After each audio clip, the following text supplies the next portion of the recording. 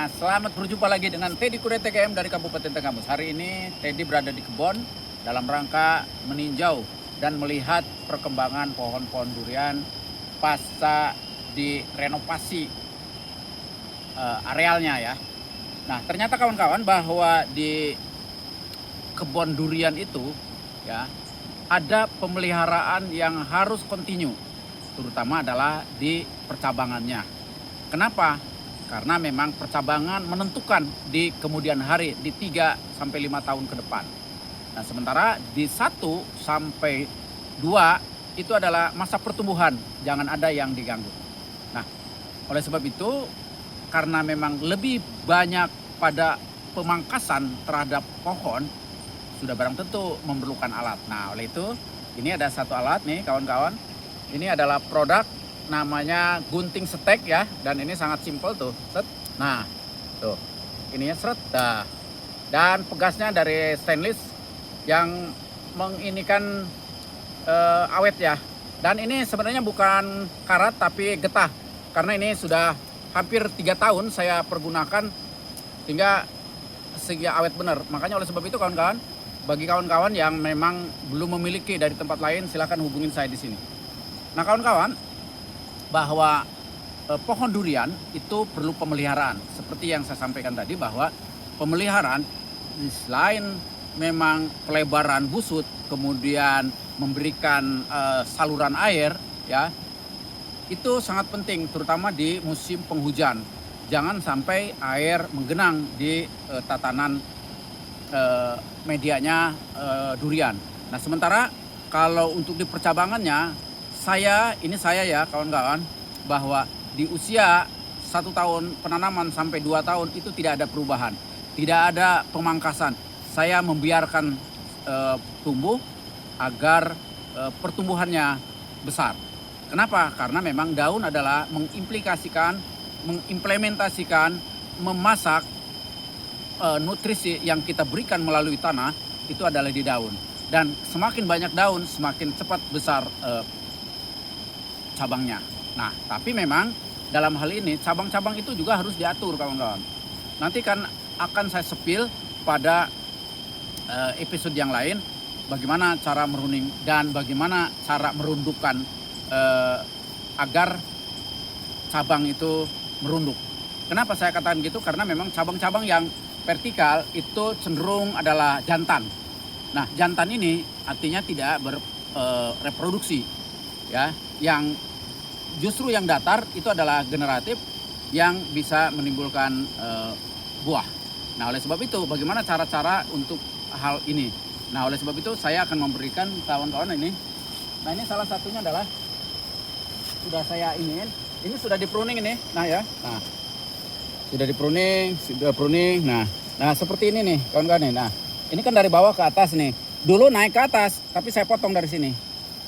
Termasuk juga yang ini, nah sebelah sini, dari sini. Nah, ini kan naik ke atas nih, kemudian saya potong dari sini ya, nih tuh.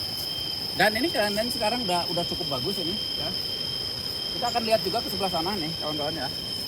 Ini yang salah satunya. Nah, kita juga akan ke sebelah sana. Ini kawan-kawan.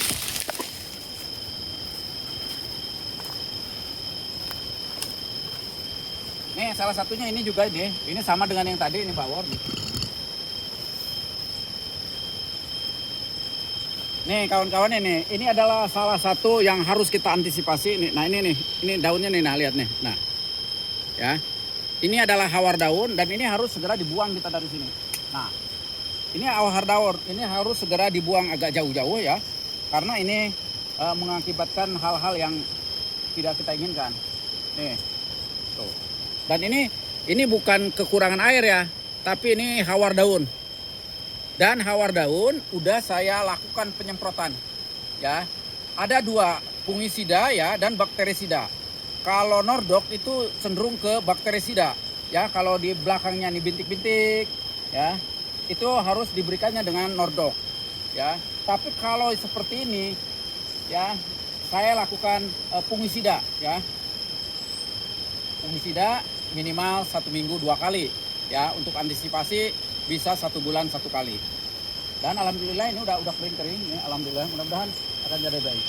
Dan seperti yang saya katakan tadi ini, nah ini kan dari sini nih, ini naik, saya potong naiknya, dan ini akan jadi merunduk nih, ya, nih merunduk ya.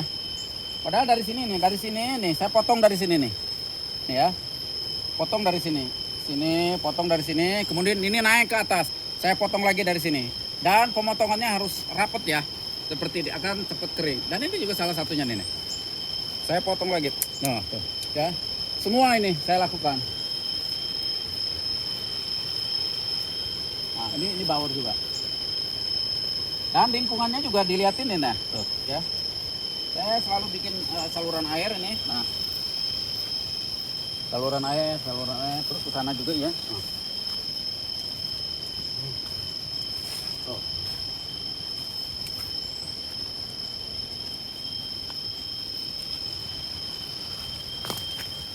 Nih, semua udah mulai ini ya.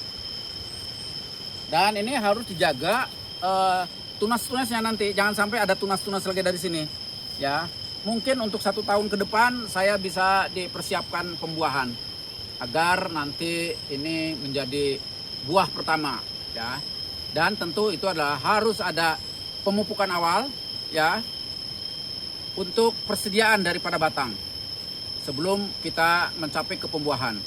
Pertama adalah tentunya adalah NPK 1616 yang lebih cenderung lagi, kemudian dikasih juga kalau nanti udah mumpuni, dikasih dengan NPK grower ya, yang N-nya berkurang karena memang mempersiapkan kita untuk pembuahan. Dan pada saat nanti pembuahan tentunya adalah pupuknya adalah